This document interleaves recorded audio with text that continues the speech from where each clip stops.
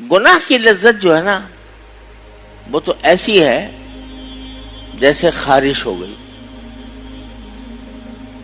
جسم میں خارش ہو گئی تو کیا دل چاہتا ہے؟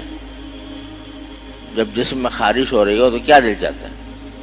کھجاتے رہو، جتنا کھجاؤ گے اتنا ہی مزہ آئے گا، ہے نا؟ بتاؤ اس کو حقیقی لذت کہو گے؟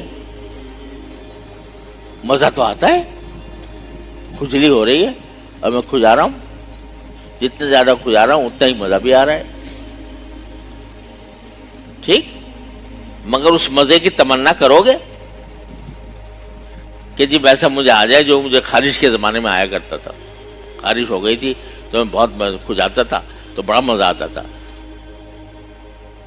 یاد کرو گے اس کو اور سوچو گے کہ وہ مزہ دوبارہ آ جائے؟ جی نہیں نا؟ اور جب وہ خارش ختم ہو گئی تو مزہ بھی گیا، وہ خارش کا مزہ بھی غائب ہو گیا، لیکن ایک دوسرا مزہ آیا، وہ کیا ہوتا ہے؟ صحت کا مزہ،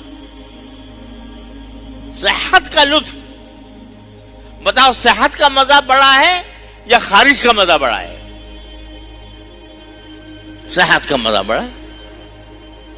تو گناہ کی خواہش اور اس کی لذت وہ خارش کی لذت کی طرح ہے کہ وہ لذت محض خیالی ہے، محض دھوکے کی لذت ہے۔